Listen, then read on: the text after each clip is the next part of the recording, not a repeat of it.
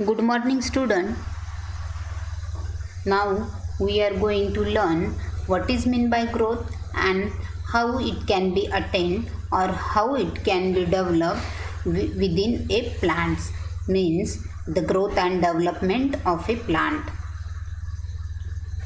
So these are the different types of diagrammatic representations of a growth and which type of developments has going to be attained and what are the steps and processes involved in a growth and development.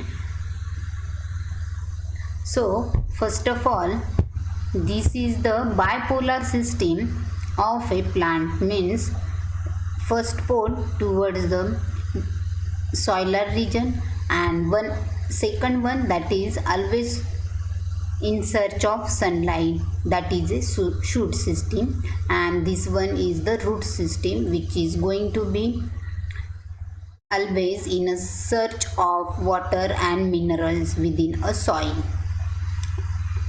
And these are the various different types of curve or positions of a stem or shoot in the search of sunlight. Then here is the actual seed which is attained seedling or which is going to be germinate into a radicle means root and plumule means a shoot, and various zones of a elongation, differentiation and cell maturation are done within a root development. So this diagram can show a first initial stage, that is a zone of cell formation which is always in a dividing condition, that is a root apical meristem. Then the whatever the zone is present above the ram means root apical meristem, there is a zone of cell elongation, means a newly divided cells which are going to be elongate in a size, and above that there is a zone of cell differentiation which is means the elongated cells are going to be differentiated into different type of cells for the development of various different type of organs or branches of roots. And above that there is a zone of mature cells. So in this way the radicle is going to be differentiate into the different stages, and after that type of differentiation it's going to be a mature root.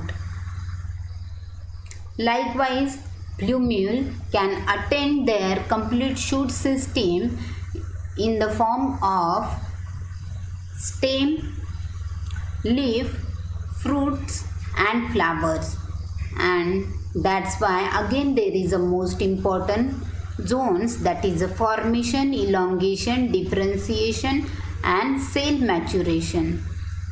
So how they can attain all these of stages, how they can be grow and develop into the different type of organs, and which are pathways, which type of functions and structures are present over there we are going to know about them within a growth and development of a plants. So first of all, growth is defined as an irreversible permanent increase in size of an organ or its part or even of an individual cell. So when we are looking towards a single cell organism, at that time first stage that is a cell division, then the cell elongation, cell differentiation and cell maturation. But in other words, growth is the most fundamental and conspicuous characteristic of all living beings and is accompanied by several metabolic processes that occurs at the expense of energy. Means for the changes or for to attain such different growth changes, there is a need of energy, and on the expense of energy the individual organism can grow or develop into a mature organism or a complete living plant body. So for that, this metabolic process may be catabolic or anabolic. But in case of a plant, right from seed germination, it develops into the seedling and later it takes the shape of an adult plant are different stages of growth. Means plant displays indefinite growth. Means they can grow in a indefinite manner without any length measurement. On the other hand, animal shows uniform and fixed growth. Means they can measure in a normal growth and they have a definite growth which is irreversible permanent increase in size of a organs of a complete plant body or animal body. So in this way we can define growth, which is a irreversible permanent increase in a size. It may be a length. Likewise, there are many more characteristic changes are found around each and every growth. The plant growth is generally indeterminate because plant possesses the ability of growth throughout their life. This is due to the presence of meristem at certain location in their body, and these meristems have the ability to divide, redivide and self-propagate. So that's why the growth is indeterminate in case of a plant organism, while growth is also measurable at certain cellular level. Growth is the consequences of increase in protoplasm, and this increase is difficult to measure. Likewise, growth in plants is measured via different methods like increase in dry weight, volume, cell number, volume or increase in a fresh weight. These are the measurable conditions or measurable positions or cellular activity which are found in case of a plants. The following diagram represent location of a root apical meristem, shoot apical meristem and vascular cambium. So this one is the root apical meristem, which is a brownish to blackish in color, which represent the root, and here is the green topmost dark color portion is the shoot apical meristem, which is present above the solar region. So the shoot apical meristem and vascular cambium are responsible to gives different types of direction for the cell growth and development of a organs. So here is the root apical meristem. This one is the shoot apical meristem. This dotted line can represent vascular cambium, which is the complete vascular ring or discontinuous ring, which are found in case of root and stem. Then the growth of plant has three different phases, that is formative phase, pre-existing, which happen in a pre-existing cell. So first of all, the formative phase is nothing but an cell division, which is the basic event of the growing plant. The cells are resulting into the division of a pre-existing cell through mitosis is the type of cell division that happens during growth, includes both quantitative and qualitative division of cells. This division is carried out into two steps, that is nuclear division referred as karyokinesis and the division of a cytoplasm called as cytokinesis. So here is the different stages of a cell division. This is the plant cell, which is showing interphase before mitosis.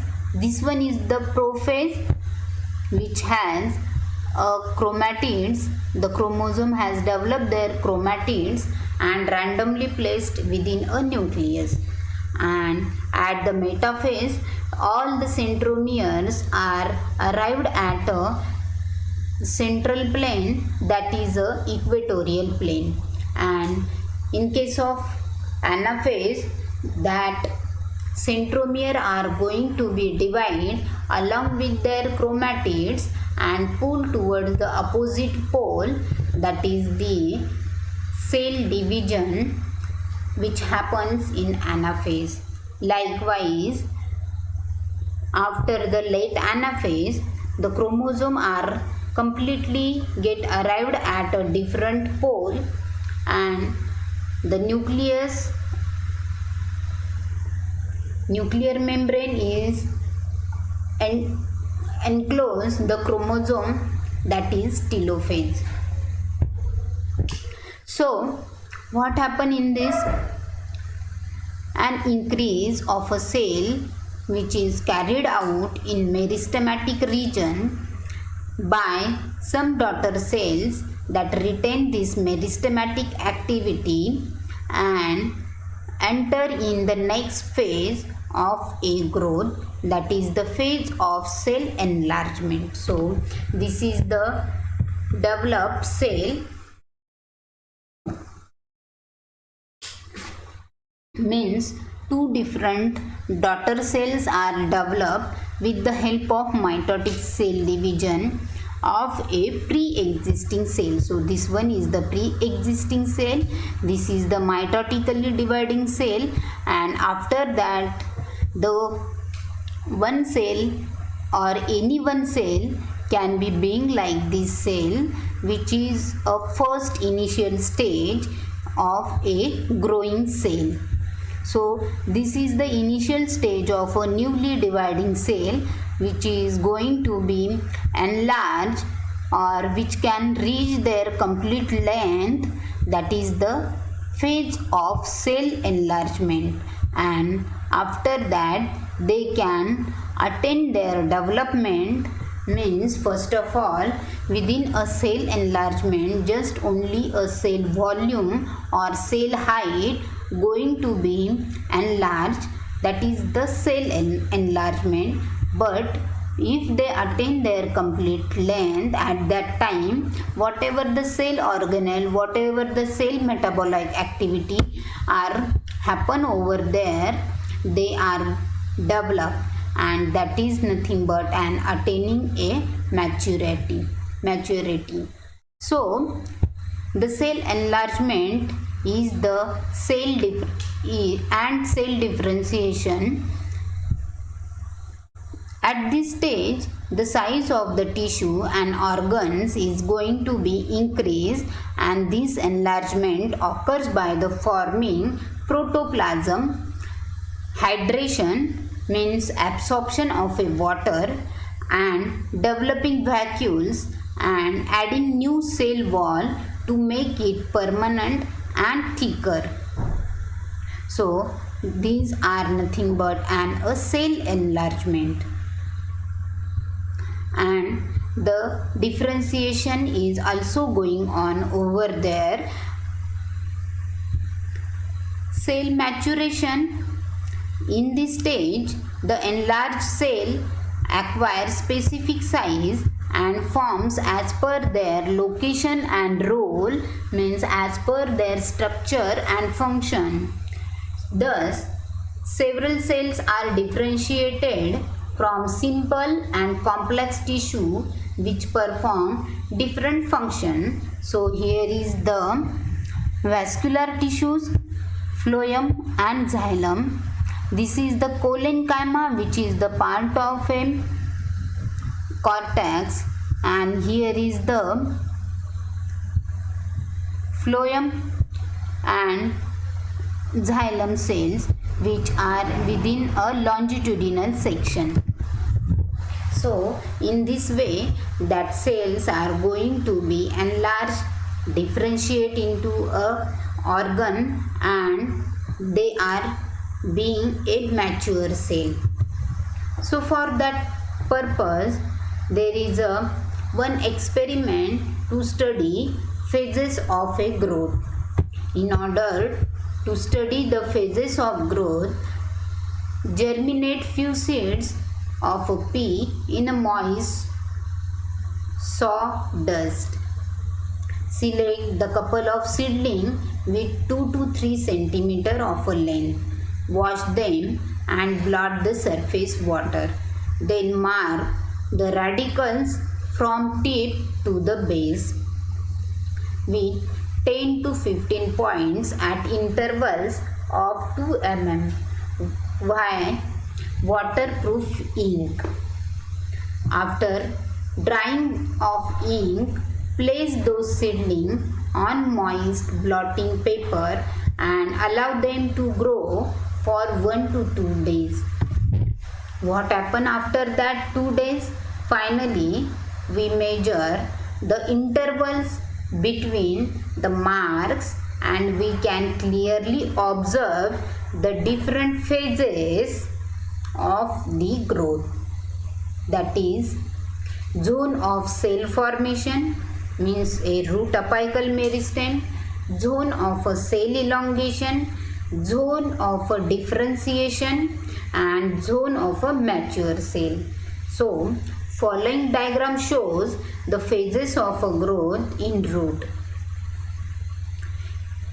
The diagram A is marked radical of a seedling at the beginning of the experiment, and diagram B is the condition of a seedling after 1 or 2 days, means near about 48 hours.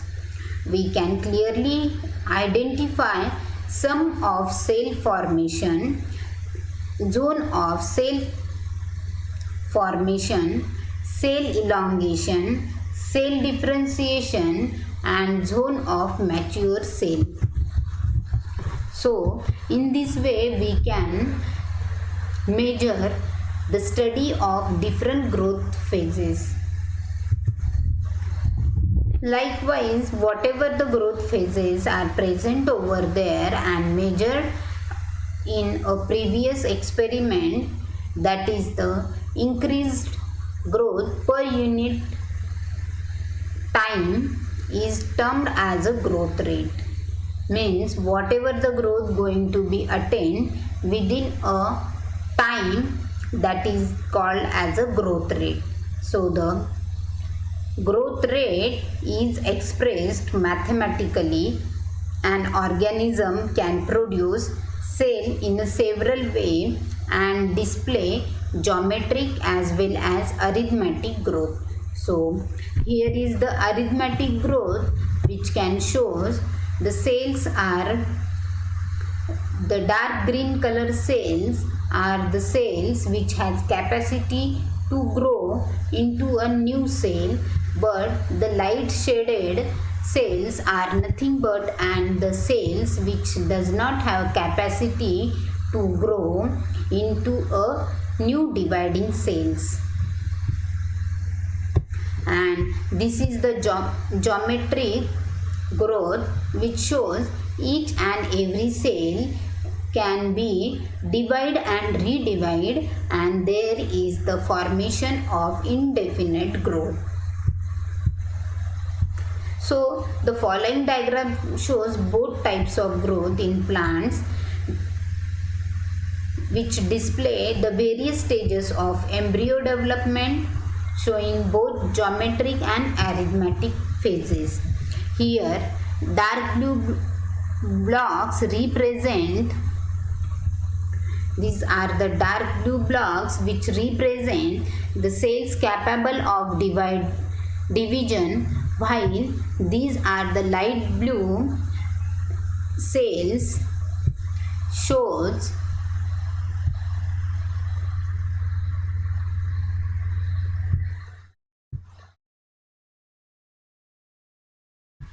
that can have lost the capacity to divide and redivide. Thus, in arithmetic growth, only one daughter cell continues to divide while other differentiate and matures. The following graph represents the length of an organ attained within a time, whereby a linear curve is obtained. We can clearly observe this is the linear curve has constant linear growth against time t. This is the mathematical terms, and the growth rate going to be expressed as length t is equal to length a plus growth rate rt, where the t is the length within at a time t, L0 length at a time 0 or initial stage, and r is the growth rate or elongation per unit time. Now focusing on geometrical growth. So this one is the geometrical representation. In majority of system, initial growth is slow and is referred as a lag phase. Then it increases rapidly at an exponential rate, referred as a log phase or exponential phase. The growth of plants slow down in case of limited nutrient supply and result in stationary phase. Means at the initial stage, seedling is growing in a slow, but as possible as it can having a exponential growth rate, and that referred as a log phase. But if they does not get a limited nutrient supply at that time, the log phase or the exponential growth is terminate into the stationary phase. So here is the complete diagrammatic graphical representation of a growth, that is the time is represented on a x-axis while the height of the plant is represented by the y-axis, and this one is the initial stage and these are the consequences of a exponential growth or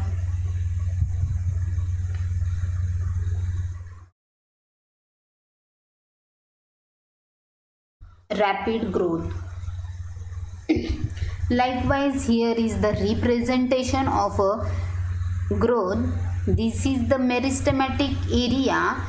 On that area, here is the topmost cell, which is a central cell and always in a dividing condition, while the peripheral cells are going to be separate down into non-dividing cell.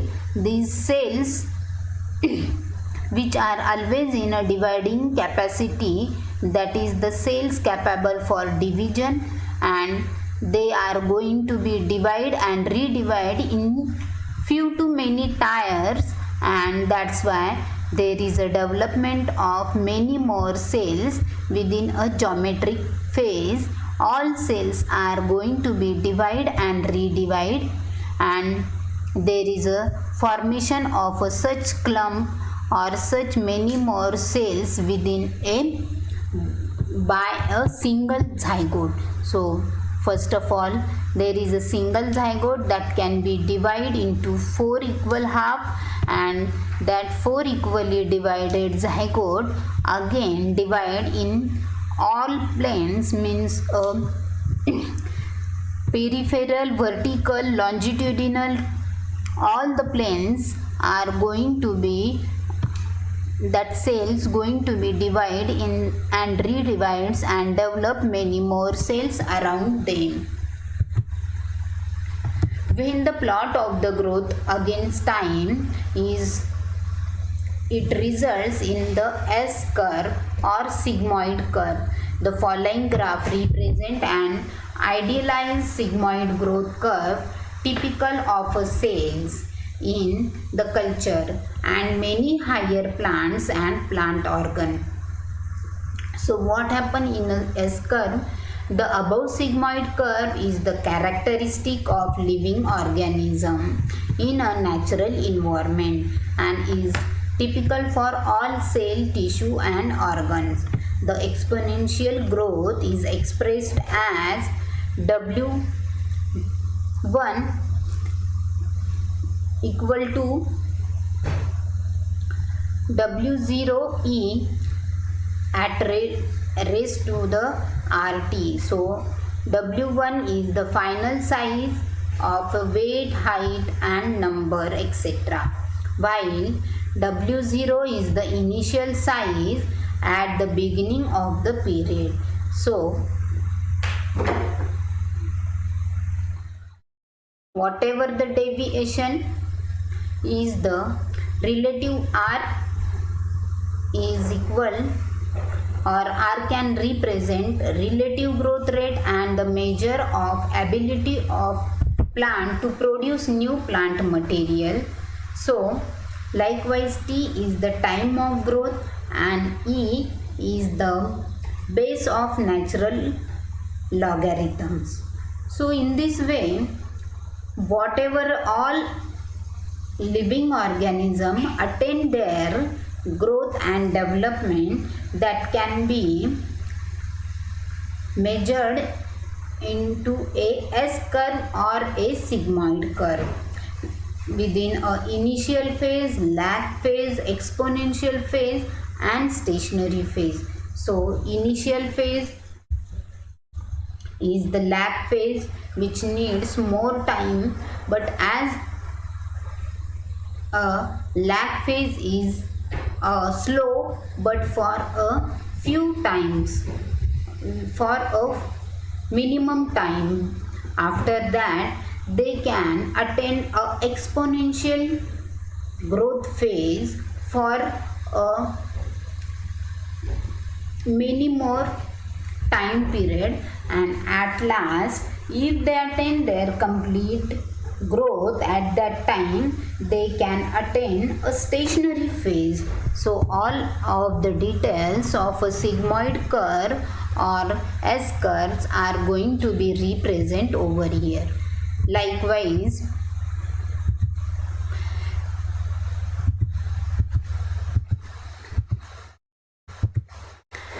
There are different types of growth, which are different 5 types, that is primary and secondary growth, then unlimited growth, limited growth, vegetative growth and reproductive growth. So that can be represented in many more ways. First of all, primary and secondary growth is the mitotic division of meristematic cells present at the root and shoot apices and increase the length of complete plant body. This is referred as primary growth and secondary meristem growth, and that result in an increase in diameter of the body is called secondary growth.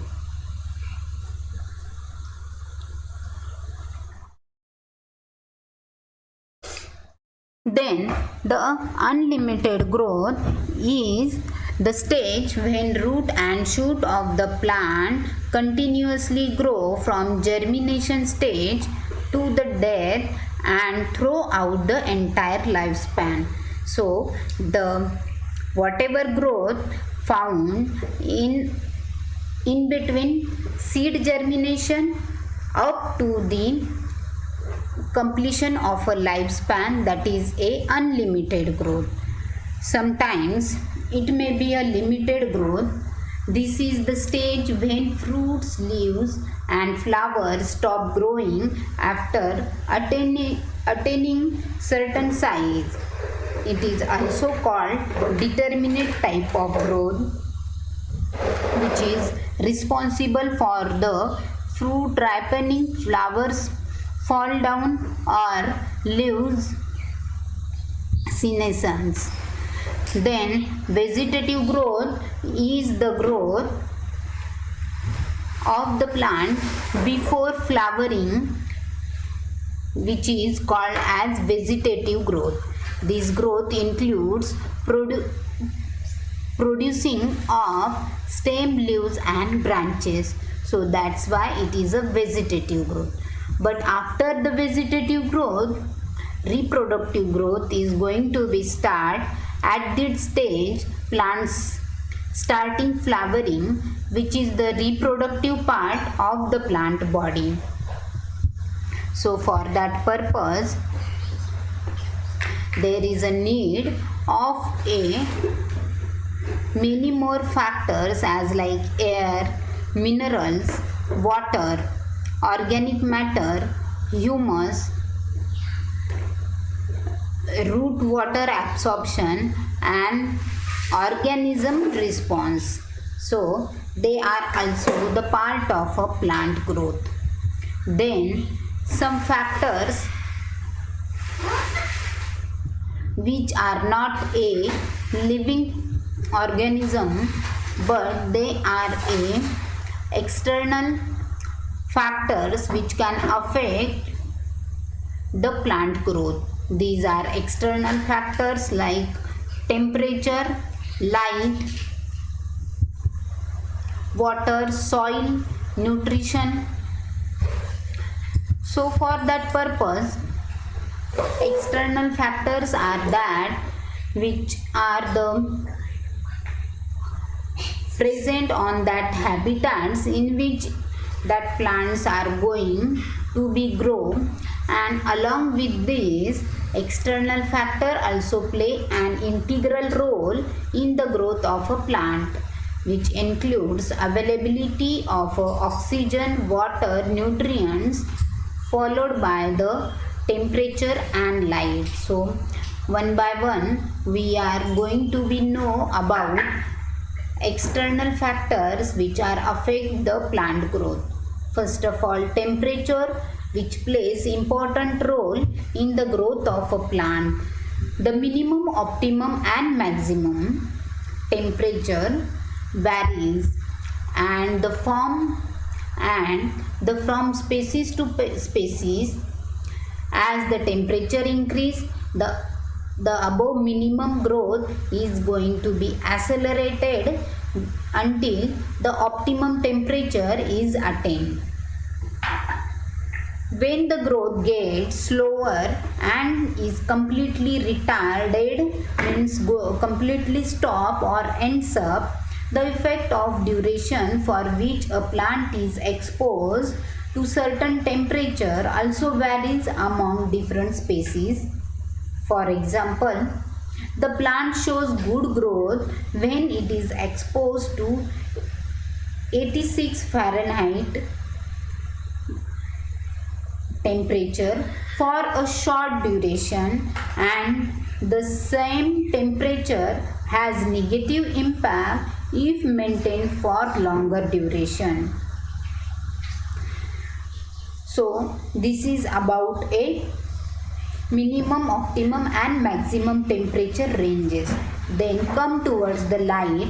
Light also affects the growth of development of a plants at several factors. Light intensity, duration of a light and quality of light influence means changes several physiological processes like movement of a stomata, chlorophyll synthesis, temperature of aerial organs, formation of anthocyanin, absorption of minerals, streaming of protoplasm and rate of transpiration. So many more metabolic activity or the movements are depended on a light supply. So the intensity of light also influence or give changes in a plant growth. The variation of intensity has significant impact on growth patterns. So above mentioned, most ornamental plants and crop plants such as pea, corn, tobacco can make stocky and vigorous growth within a full sun, and thus is also called as a sun plant. So such plants, pea, corn, tobacco, needs light supply and that's why they are called as a sun plant. Then difference in wavelength of light also affect the growth of a plant. Several experiments have proved that plants has full spectrum of visible light, shows proper development and increase in a dry weight. Such light spectrum as ultraviolet light, infrared light, sunlight. These are the different spectrum or a visible light.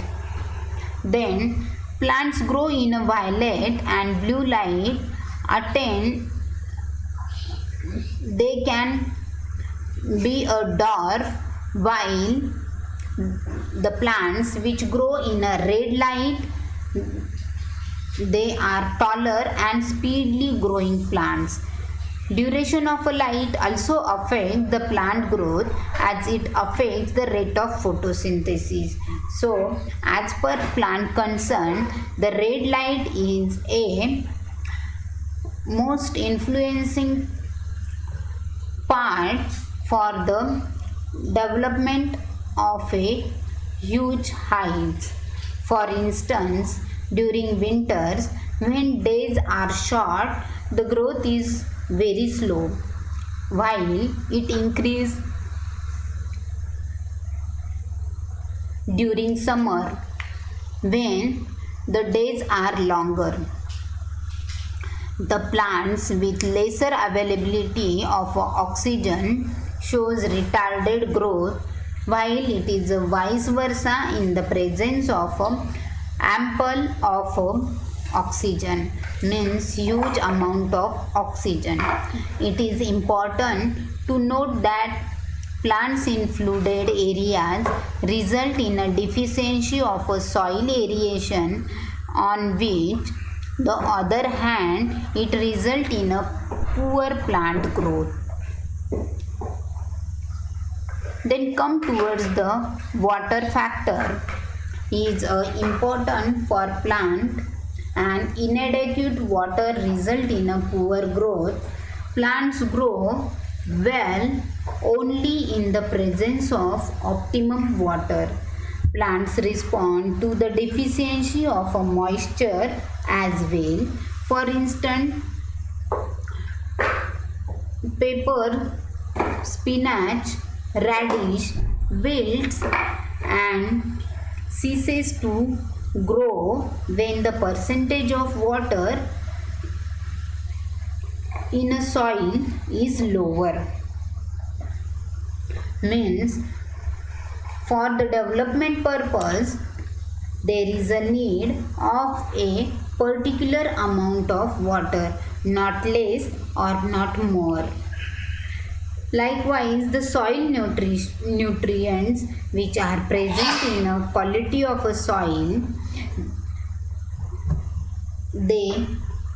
there are many more quantity, and nature also affect the growth of plant. For luxuriant growth, it is important to have adequate amount of nutrients within a soil.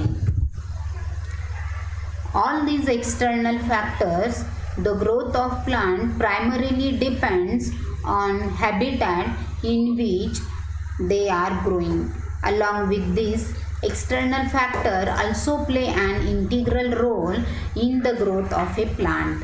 It includes availability of oxygen, water, nutrients, followed by temperature and light. So these are the external factors.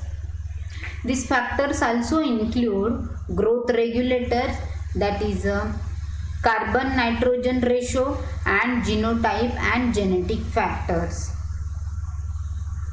There are several classes of growth regulators. Some promote the growth like auxin, florigin, cytokinin, gibberellin, while some are the growth inhibitors like ethylene, abscisic acid, chloroquine and chloride. The ratio of carbohydrates and nitrogen also govern the growth of plants.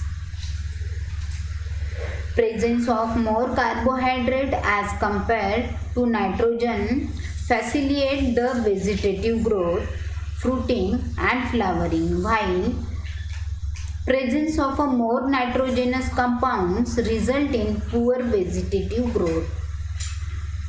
Following diagram shows the percentage contribution of various factors in the growth of a plant according to the percentage of mineral particles is 45%, and air and water, that is near about 25%.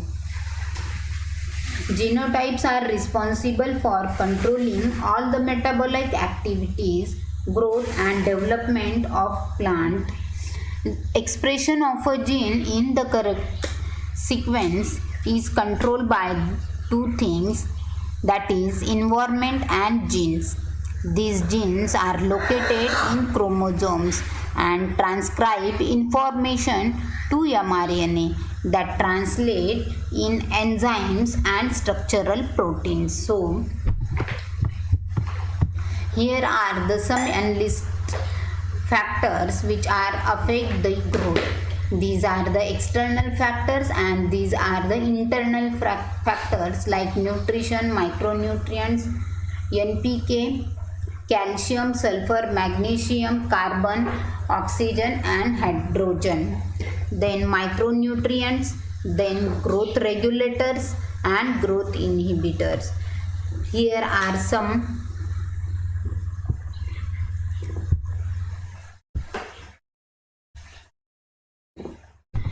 This diagram shows shoot apical meristem, which is present at the topmost position of the shoot system.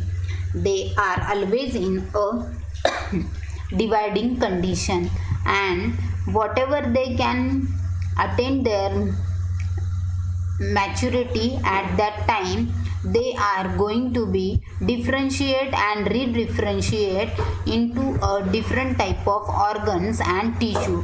So here is the different type of tissue which are at the primary level.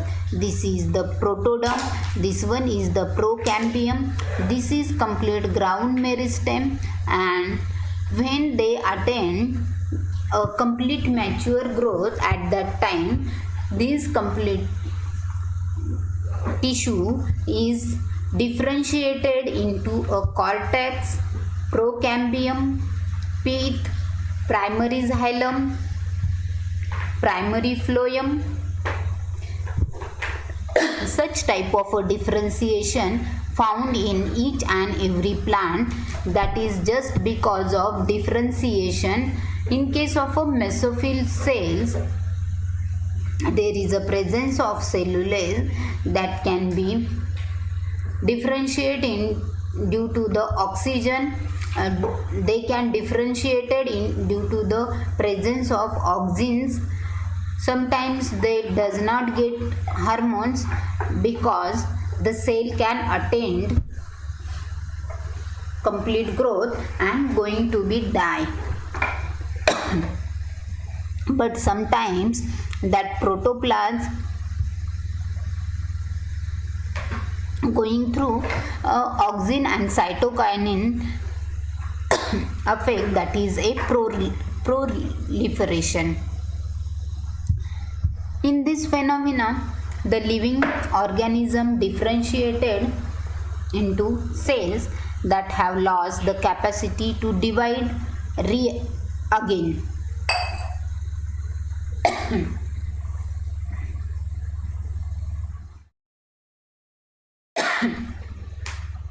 For example, formation of a meristem, cork cambium, interfascicular cambium from fully differentiated parenchyma cell.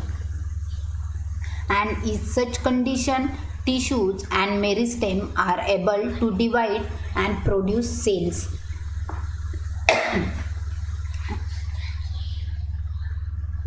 Even after losing the capacity to divide.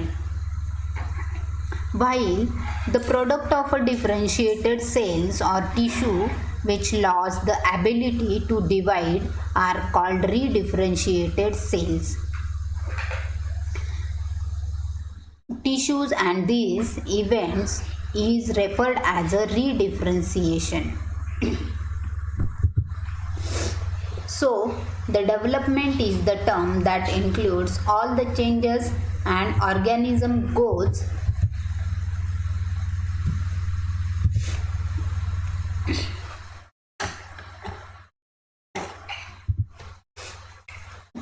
throughout its life cycle, right from germination of a seed to attaining senescence, that is the development. Following diagram shows the consequences of a development process in a plant cell. This process is also applied to tissue and organs. So first of all, cell division is the most important phase, which is started from the pre-existing cell, that is done within a meristematic cell,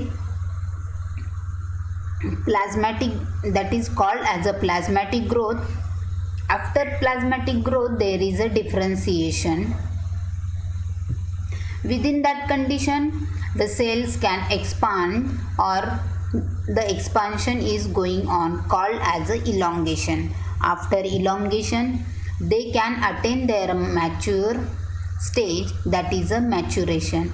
And after being a mature cell, they are going towards the senescence, that is the death.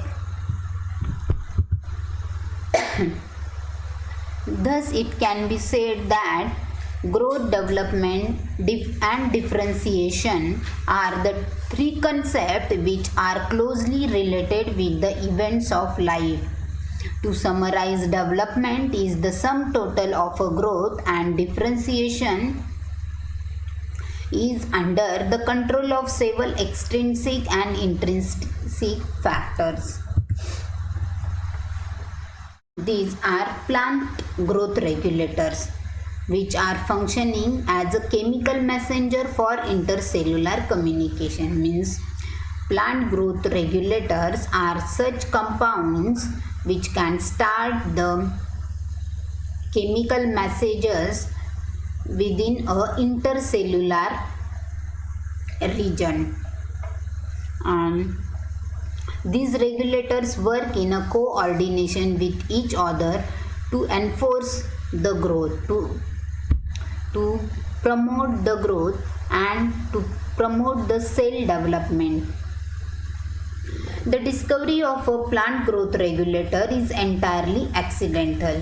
All this started with the observation of Charles Darwin's and Charles Darwin's son. They observed the process of a photoperiodism in the tip of a coleoptile, whereby they has Canary's grass responded to unilateral illumination by growing towards source of a light. So unilateral means towards the one way. If there is a source of a light in the form of illumination. Following diagram shows the experiment to demonstrate the tip of a coleoptile is the source of oxygen and arrows indicate the direction of a light. Means this is the coleoptile which has a source of oxygen within it. These oxygens are the chemical messenger which gives the message in the form of illumination of any light which is coming from any type of side. That's why it is called as a unilateral illumination. If there is an absence of oxygen at that time, they could not react whether if there is a higher illumination from any or many sides. But if they have a presence of oxygens with any presence of a cap at that time, also they can grow towards the illuminating unilateral side of a light. So that can confirm the plant growth regulator, which are chemical messenger for the cell communication or intercellular communication which supports the growth. For example, oxygen, cytokinin, gibberellins, ethylene and abscisic acid.